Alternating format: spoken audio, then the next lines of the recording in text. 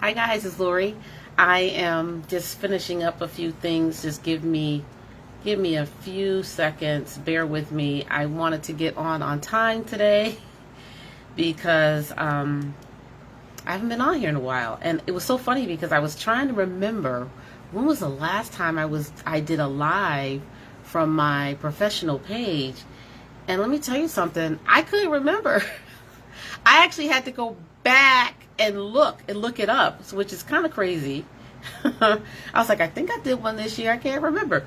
And so finally I remembered. So what I'm going to do right now is I'm going to share this live on my profile because I want as many people to watch this as possible because I have a lot of stuff I want to talk about.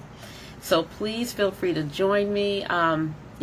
Get the word out, share this on your page, share this with people that you believe would be blessed. I do believe that what I have to share is going to encourage people, and so please get the word out and join me. I want to hear from you. I want to talk with you guys. I miss seeing you. I hope you're doing well. I hope that the summer was good for you. I hope that you were able to enjoy the warm weather, as much of it as possible. I mean, technically, it is still summer. Like, I fight that tooth and nail. People are like, oh, Labor Day, summer's over. I'm like, no. We still have a few more days left. I think I fight it so much because my birthday is September 12th, which is tomorrow. And I'll be turning the big 5-0. Ha! Can't believe it. Big 5-0 tomorrow. And so that's why I'm always fighting, because my birthday is technically in the summer, and I'm holding on to that with every fiber of my being. And so I wanted to just, first of all, welcome you to my page. My name is Lori Stansel. I am an international speaker, published author, life strategist, content creator, and newly appointed pastor. And I welcome you to my page. If you haven't been here, welcome. If you haven't seen me in a while, my apologies. I've been doing a whole lot, and I actually want to share with you guys some of what I've been up to, so you would be like, okay, we haven't seen her, but what has she been doing? So been doing a whole lot of stuff. Hold on a second. Let me just take a sip of my tea. Very busy time. First of all, I do want to just take a few minutes just to honor and to remember the lives that were lost today, 9/11, 20 years ago. I'm sure many of us know where we were. I remember exactly where I was. I remember exactly what I was doing, and it was surreal. And even now, when I think about it, about the day and how it unfolded, and my emotions, and just all of the craziness, because I live near New York City, and so a lot of the spillover came into our state, into Connecticut, and it was just a traumatic time for so many people. People are still dealing with the trauma of that. I was watching a special earlier this week, and there was a woman that they were talking to. She was a CEO of a company. She lived in New Jersey, and she couldn't even get through the interview. 20 years later, she could not get through the interview because she was still wrestling with the trauma and the post-traumatic stress of that day. So I want to first just remember this day and remember what we lost. And I also want to remember what we gained as a country in the United States of America and across the world, because 9/11 had a ripple effect over the entire planet. And it shifted us as a global community into a new way of being. I mean, just the way we travel now has completely changed. I remember a time where we could get on an airplane without a ticket, without a boarding pass. Like, you could, if your friend was flying somewhere and you wanted to have a last few minutes with your friend, you could walk on the plane with your friend and sit there and talk with them until it was time for the plane to take off, and then you had to get off. Those days are over. Those days are over. And so there are things that happen to us that shift us as a global community, and that was one of them. Another thing that shifts us and is shifting us as a global community is COVID. is this pandemic. And so that kind of leads me to what I want to talk about as I'm turning 50 in less than 24 hours. I want to share with you 5 things that I've learned. And I mean, obviously there's a lot more that I learned, but I was just kind of reflecting on the 5 different categories of where I've learned. I think I've covered a lot of it. I'm sure I'm just leaving some things out, but I wanted to just share some wisdom that I've gained from my life in the 50 years that I've been alive. I've been blessed to be alive. First thing I have to say is I'm so thankful. I'm so incredibly thankful for life. I'm so incredibly, I'm going to try not to cry. I have my tissue right here. But I'm so incredibly thankful for health and strength.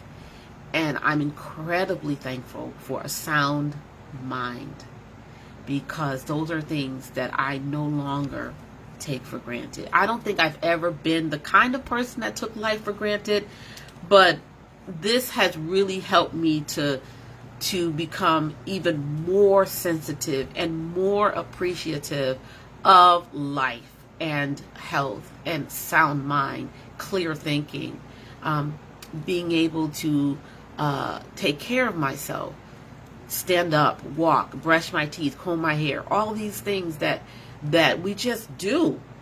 I'm so grateful that I can do it. I'm so grateful because I know so many people that dear friends of mine last year that didn't make it. They passed on. Dear close friends of mine. And I'm just thankful that I'm here. And it's only for the goodness of God that I'm here. I'm not better than anybody else. I'm not more special than anybody else. It's because God's not done with me yet. And he saw fit to continue to give me life. And I am so appreciative of that. And I will never stop being grateful for that. So the first thing that I've learned is that a crisis will reveal. Now that's something that Dr. Miles Monroe said years ago. He wrote a book about crisis and change. It's really a great book. I think if you've already read it, reread it. If you haven't read it, read it. It really kind of helps you to put what we've been going through in perspective and kind of gives you a bird's eye view of what you can expect on the other side of crisis, because crises come and go. But one thing I've learned, and I'm making this personal, okay? But if you hear yourself or see yourself in what I'm saying, then receive it for yourself. But I've learned that crisis reveals. For me, it revealed areas in me where I was not complete, even areas in me where I was still broken. And you're like, what? You're a pastor, you're a speaker, you do all these things. What are you talking about? Well, I'm still human. I'm still processing. I'm still learning. It's all a part of the walk of being on this earth. And so the crisis shone a light on the areas in me that I needed to pull back. And so I had to learn. And I thank God for having mentors in my life, having people that really can pour into my life that are above me in terms of station and status and in terms of life experience that can then go back and pull me along with them. So I had to learn how to slow down. And I think that became really obvious during the quarantine, okay, last year, because we weren't doing anything. And it was like, slow down and hurry up and slow down kind of thing. You wanted to hurry up and get out of quarantine, but you couldn't. So that, I think, was the beginning of me slowing down. And to tell you the truth, guys, I wanted to slow down for a long, long time, and I just didn't know how to do it because I had responsibilities, right? But the quarantine, while it was very, and I don't want to make light of it, because there are people that really suffered a lot last year, and even still. So I don't want to make light of this. I'm speaking about my experience. Please hear me. I'm not making light of the quarantine, but I'm saying for me, the crisis revealed that I really did need to slow down. And by nature, I'm an introvert. And so a person who is, I'm kind of both, but I'm really more, my default is an introvert. So introverts recharge in downtime. And so I was finding that before the quarantine hit, I wasn't having a lot of downtime. And so I was realizing I need that downtime. I need that downtime. But how am I going to get that downtime? And then the quarantine hit, and it revealed areas in me that were not yet complete in terms of my emotional maturity, areas in me that were still broken. Okay, because listen, especially if you're a woman, this really, if you're a woman, you can relate to this. Things will happen to you, and you're like, I don't have time. I don't have time to deal with that right now. I've got my children. I've got my job. I have the house. My husband needs me. I know I have other responsibilities. I don't have time to deal with this right now. Okay, I know it's important. I just, if it's not life-threatening, if there isn't blood gushing out, we will patch it up and keep it moving. And that's what we do, especially as women. That's what we do. And so when the shutdown occurred, I realized I needed to slow down. And I started to look inwardly. You know, a lot of people back then were talking and saying a lot about, you know, the quarantine and this and that. And I really didn't have a lot to say because I was dealing with Lori. I didn't have a lot to say. I mean, I'm sure I could have said something, but I didn't, because I wanted to take that time to really undo and deconstruct what was going on inside of me. And I wanted to look deeper into the mechanisms of my life so that I could find out the area, identify the areas where I needed to be made whole, or I needed just to rest or to replenish. I don't want to give you the wrong impression. I wasn't struggling to the point where I was like, but there were areas in me that I had let go because I was pressing forward and doing the things that I needed to do. So when I slowed down, I was able to go back and I was able to fine tune those areas that I just kind of pushed aside because I needed to just keep going, right? And so in that process, I began to discover the areas that needed repair. I began to discover the areas that I needed to just completely discard. Like, this is no longer working. This does not fit. I need to get rid of it.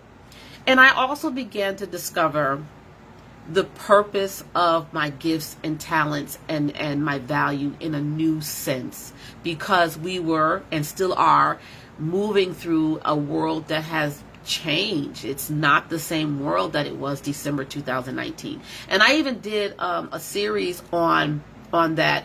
I think last March I talked about reframing, repackaging. A lot of that I was sharing, I was actually going through myself, and so I was giving you what I was learning so that you could move forward as well. So go back to my YouTube channel. If you type in The Good Life with Lori on YouTube, you'll find it in the list of videos. It was probably around last March or April where I talked about reframing, repairing, how do you learn how to be successful in a new world, in a new construct. And so that's really what I had to do. And then I had to reconstruct. So I kind of had to take the pieces of mechanisms apart, and then I had to reconstruct how things are going to look for me going forward.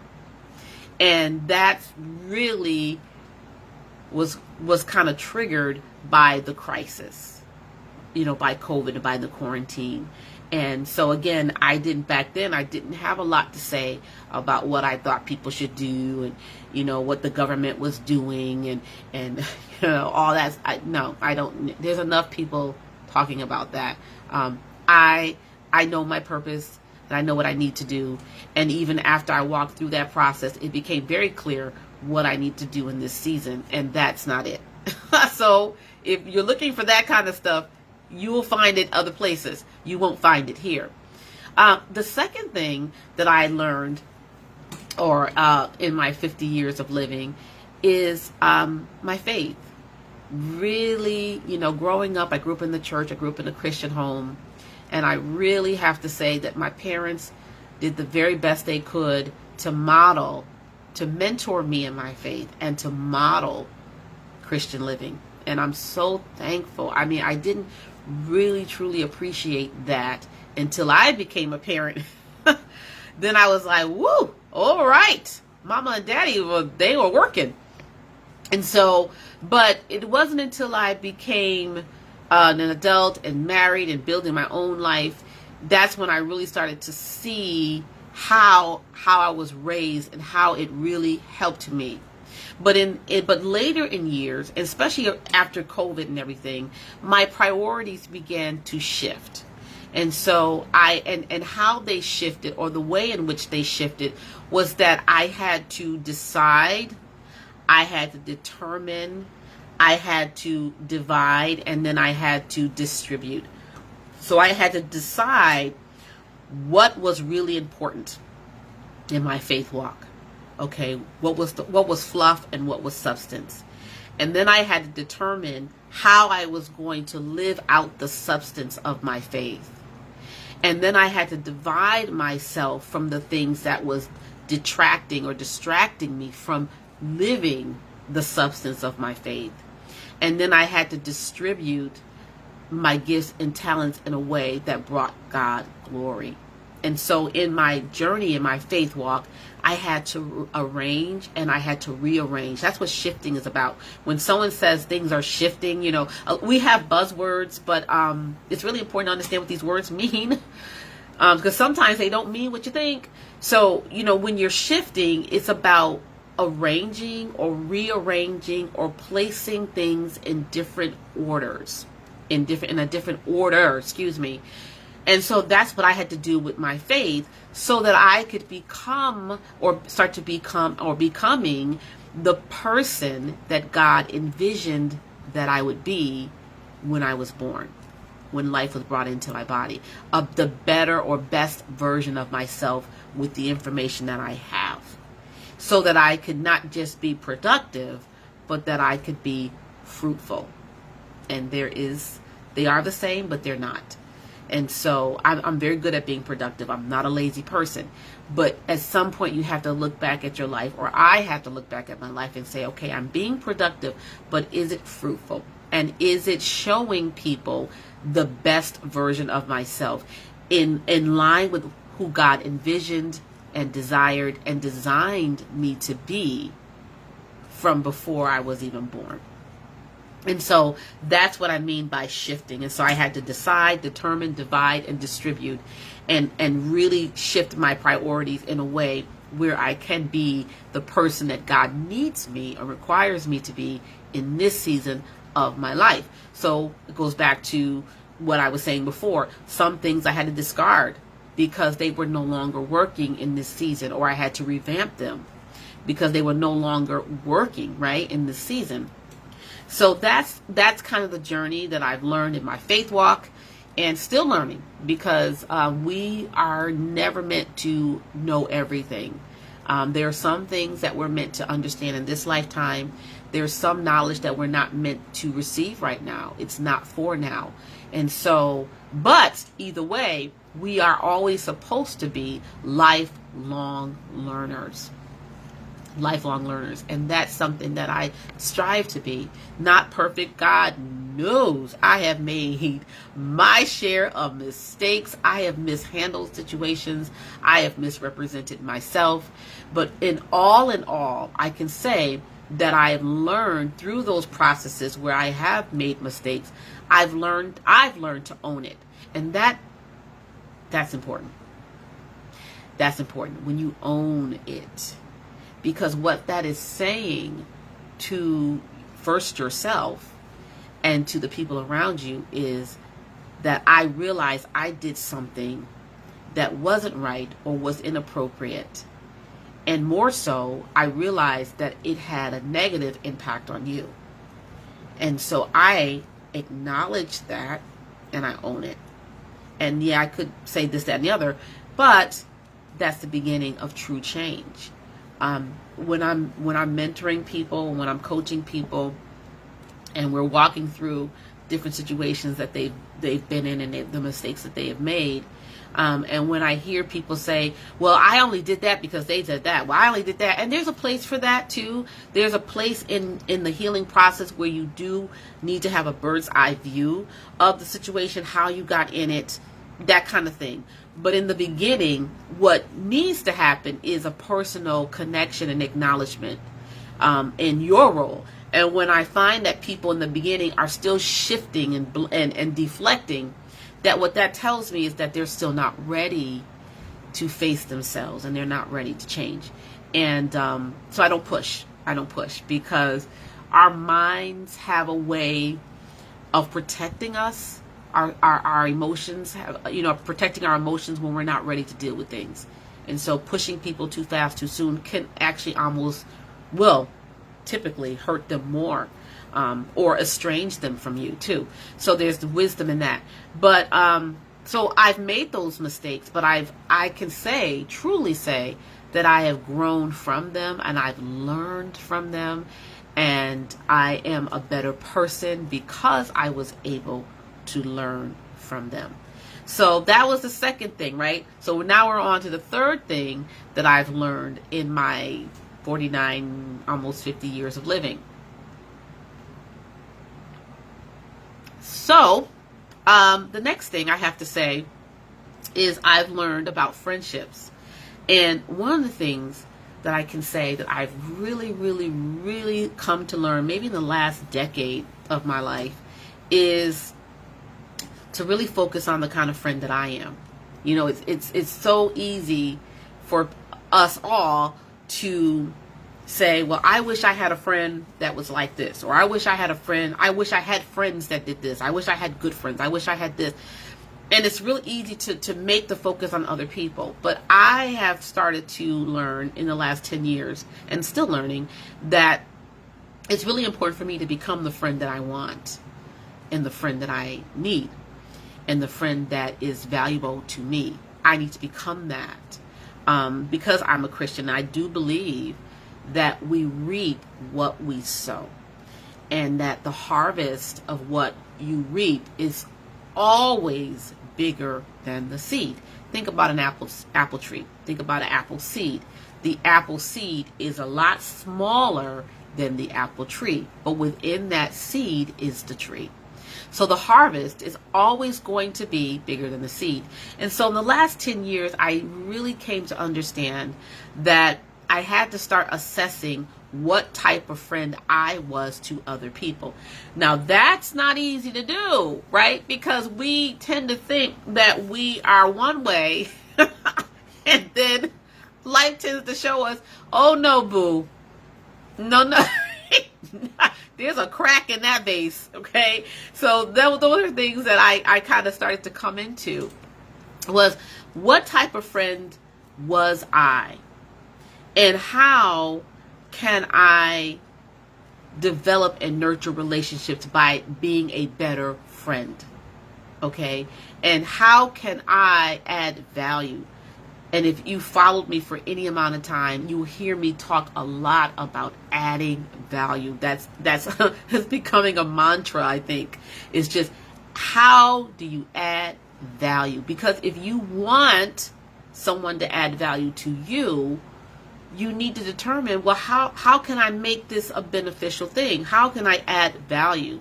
How can I become beneficial to someone else, to their wholeness? How can I help someone else achieve their goals, to live in their dream? Now, again, we have to have balance. We can't spend so much time helping other people that we forget about ourselves. So there is a balance that you need to have. But I think many times we always fall either to one side of the ditch or to the other side of the ditch. We don't tend to have balance. And so I have, in the last 10 years, have started to really look at, Lori, what type of friend are you? If you say that this type of friend is missing in your life, have you been that for somebody else? Let's start there.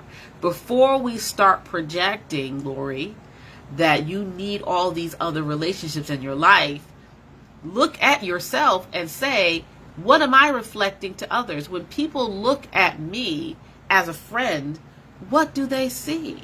Now, I'm not perfect and I'm still striving to be, but what do they see? And in order to really get to the bottom of that, you've got to be self-aware of your actions, and not what you intended to do, but what you did and how it's being perceived by other people.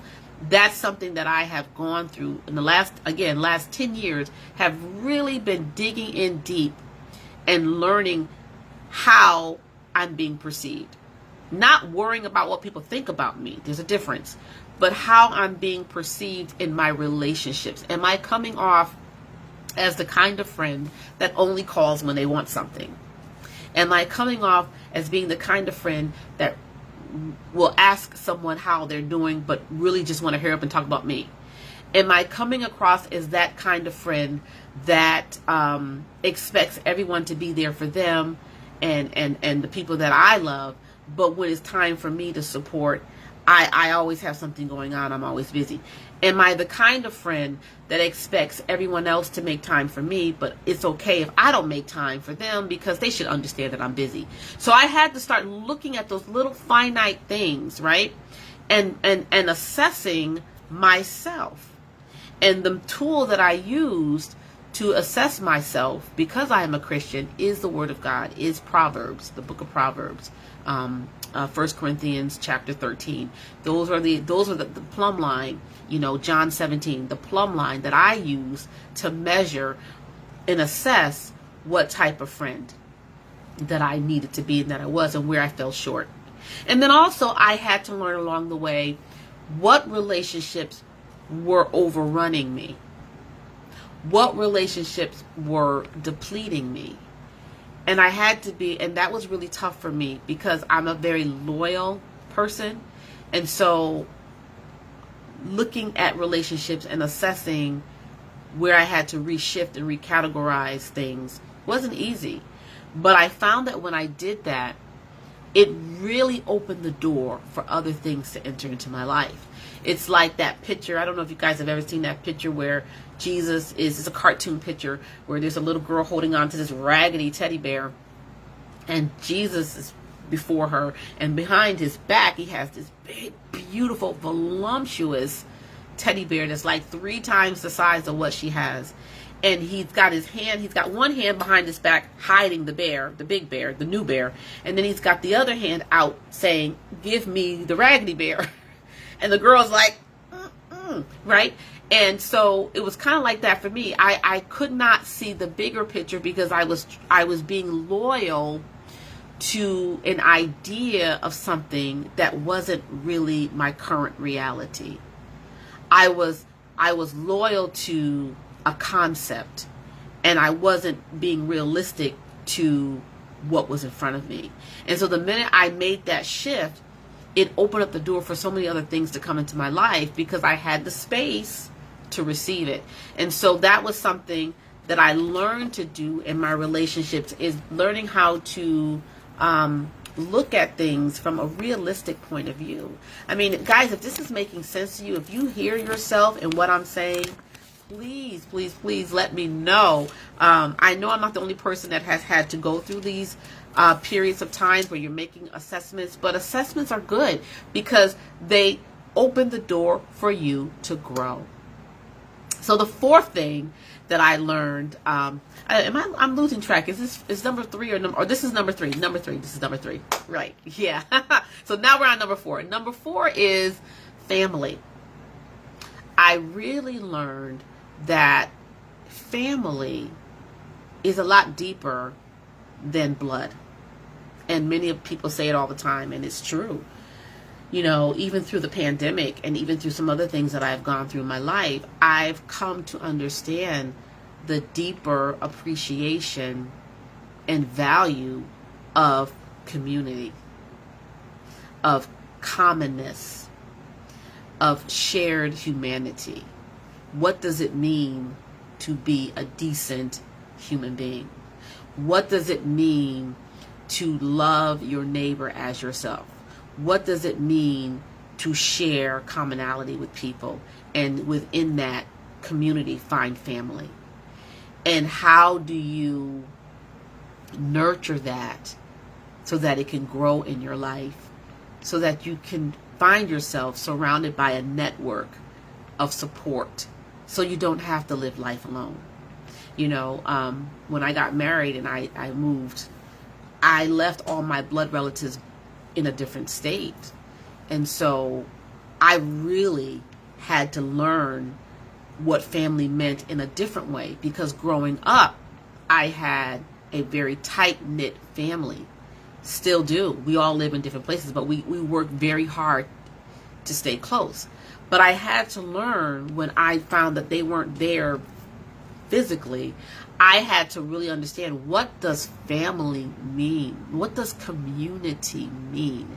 What does it mean to be a decent human being? What does it mean to build a network where you can find people that are genuinely concerned about your welfare and are willing to invest in your well-being as you are investing in their well-being. So that was something that I learned over the years, and I can say I'm so thankful that I do have a wonderful family community, not just blood relatives whom I love just dearly. Like anybody who knows me, I talk about my family. If you get to know me, you're gonna, at some point, I'm going to talk to you about my dad, my mom, my aunt, my cousin. You know, it's just going to happen because I love my family, my blood relatives. But at the same time, when I'm with them, I find myself talking a lot about my community family just as much, because I love them just as much. And so I am very thankful that in my life I have had the opportunity to extend my family, because I've learned and embraced community and what that really means and the sharedness of that. And so that's something that I've learned and still learning in the 49, almost 50 years of life that I've been living. So number 5, I'd have to say, number 5 kind of culminates everything else. And I would say I've learned how to be content with my life. I've learned what it means to be content. I've learned that happiness should not be the goal. Happiness should not be the goal, because happiness is based on happenstance. Okay, if you look up the word happy. So happiness is a part of your life. There are times in your life where you're going to be elated. You're going to be overflowing with happiness, just a demonstrative expression of your happiness, okay? But the goal, I've learned, for me has not been happiness.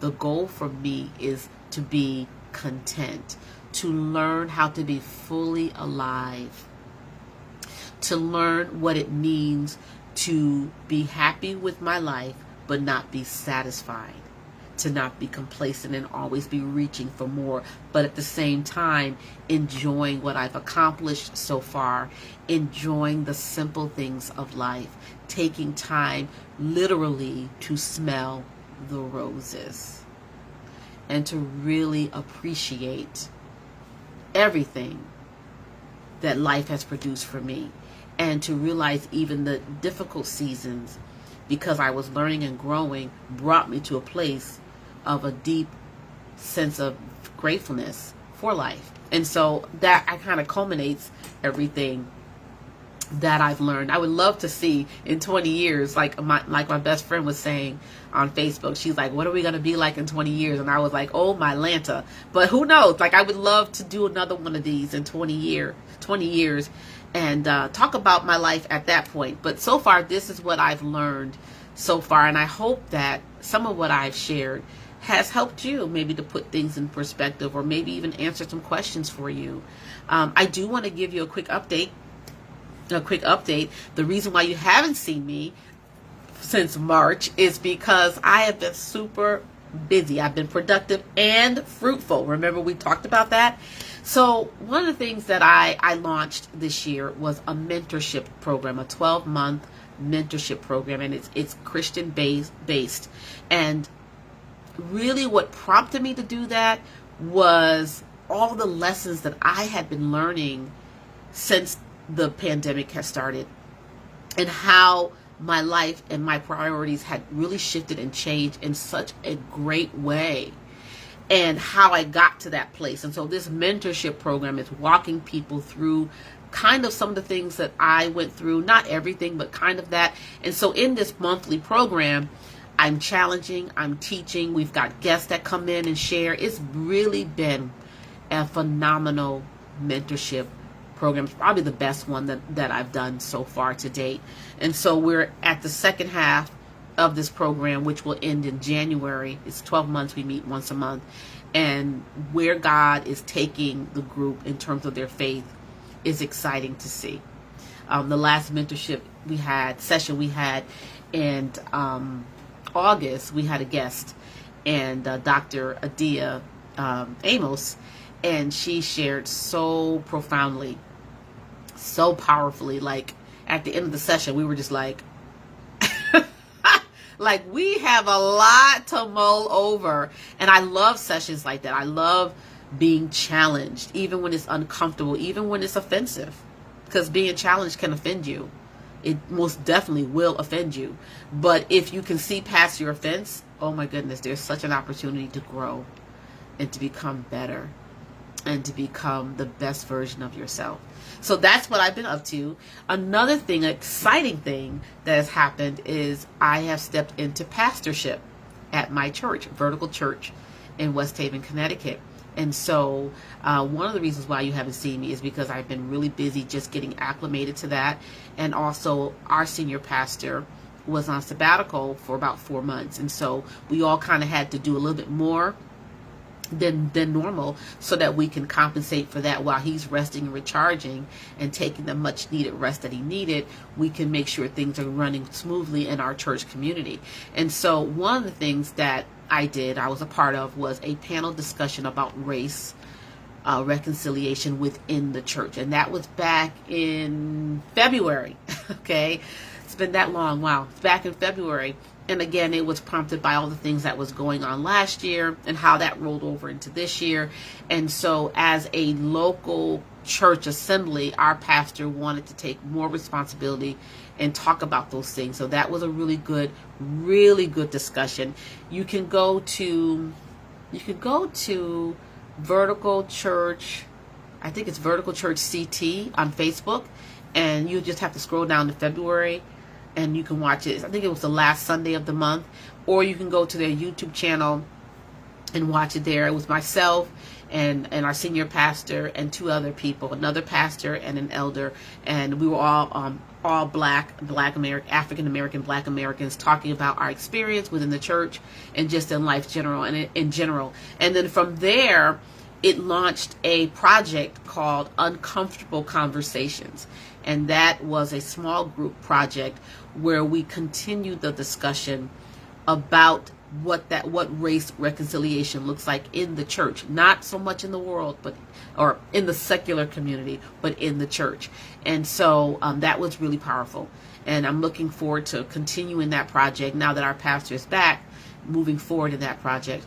And then also, between March and now, I was officially installed and ordained as a pastor in our church.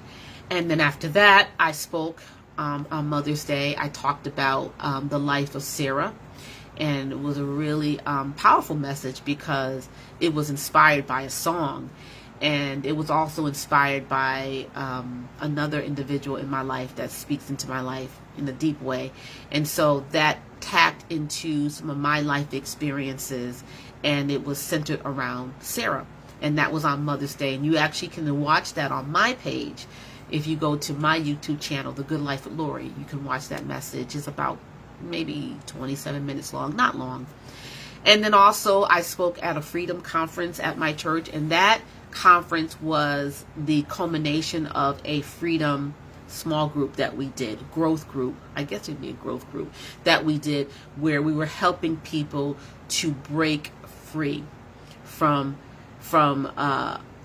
demonic oppression, from hang-ups, from addictions, all these different things, kind of helping people break free from that. And our approach at our church is a little bit different than what some people would experience. We deal with things in group settings because we find that learning is more impactful when it's done slowly and done in a group setting. And so we culminated with a conference, and I had a chance to speak at that, which was really powerful. And then we had a whole host of things in the summertime.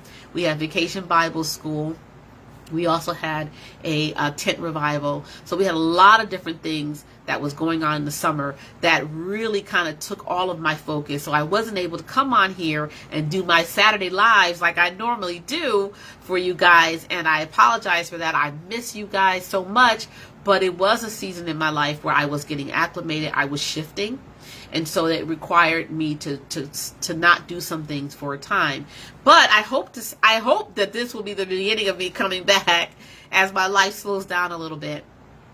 And another thing I want to share before I leave is some of the things that I'm working on as it pertains to my career as a life coach, a life strategist, as a content creator, as an international speaker. And I'm really excited to share that I am going to be doing another masterclass. Now, I have done one in the past, but this one's going to be completely different from anything that I've done in the past. And this is going to be Life 2.0. And the whole premise of this masterclass is to help you master your life. And along with that masterclass, I will be doing a podcast. Yes, a podcast. I didn't initially want to do a podcast. I was talking to my daughter about that, and I was like, oh my gosh, I don't know what this thing about these podcasts, blah, blah, blah. You know how when you start complaining about something and then whoosh, then you're doing it? So I had to eat those words. But I was talking to her about it because I was like, I just don't want to do something just because everyone is doing it. It has to make sense, right? And so in this season of my life, I do believe that I have come to a point where I have a lot of in-depth wisdom to share. Not that I didn't have it before, but again, going through COVID, going through all the things that I've gone through personally, and being at a place where I am now in a place of contentment, I feel that this is a good time to do a podcast. Now, I'm not sure if it's going to be weekly, guys. I don't know yet, but we will be doing a podcast, and it'll be called Life 2.0. And it's really about helping people understand what it means to be fully alive, what it means to flourish in your passions, what it means to flourish in your purpose, what it means to flourish in productivity, and how do you achieve lasting success? How do you build community so that you can have a network of people that not only surround you and support you in what you're doing, but also lift you up to a higher place of existence and of success? And what does that mean to add value to other people? And I've talked about these things in other product offers that I have, but this is going to be a podcast where we're going to be sharing, really taking our time, slowing down and taking our time and not rushing through things. A lot of times people just want you to hurry up and rush through what you have to say so that you can get to the point, because really they don't want to listen to what you have to say. They just want the answer. They just want the point. But I find that that doesn't facilitate learning. All that does is that just enables people to remain ignorant, because the learning process comes when you wrestle with information. And then what you learn as you come out of that period of wrestling, that's the learning. So yeah, I can give you the answer, but you're not going to learn until you wrestle. It's like the saying, either I can give you a fish or teach you how to fish. Teaching a person how to fish is wrestling with, how do I handle this fishing rod? How do I put the worm on the hook? How do I throw the worm? How do I throw the line into the water? How do I manage that fish when it's on the hook? How do I wrestle with all of this knowledge so that I can know how to fish, right? As opposed to someone just saying, here's the fish. In the podcast, that's what I'm going to do. I'm going to show you how to wrestle with things so that you can learn in the process of wrestling, and then you can come out not only having what you want, but knowing how to get it, so that if you ever lose it, you can get it again. Right? So it's going to be Life 2.0, what it means to be fully alive, what it means to flourish and to achieve lasting success, and how to create constructs in you that will ensure your success. And even if you should lose things or lose everything, you can still build again because you know how. Very important. So guys, I have been on here a long time. I'm sure you're like, she had a lot to say, but I haven't been on in a while, so you guys have to bear with me. It's been a long time since I've had to share things with you, so please have patience with me. Go back, listen to it again. Feel free to share. Feel free to ask questions. I'm excited about Life 2.0. I'm very excited about Life 2.0. And as we get into that more, I'll be sharing probably around the fall, maybe like around the holidays. I might share a little bit more about that and how you can connect with my masterclass, because that will be a fee-driven program offering, and then the podcast obviously is for free, and you can listen to that whenever you want to, however many times you want to. But I'm really excited about that. I'm excited. I finally took the plunge and finally am doing a podcast. So congratulations. I finally caught up with everybody else. Congratulations, Lori. So anyways, thank you so much for joining me. I pray that this was a blessing to you, and be sure to keep following me, because I will be popping on more of a regular basis, hopefully in the fall. God bless you, and I will see you soon. Have a great day.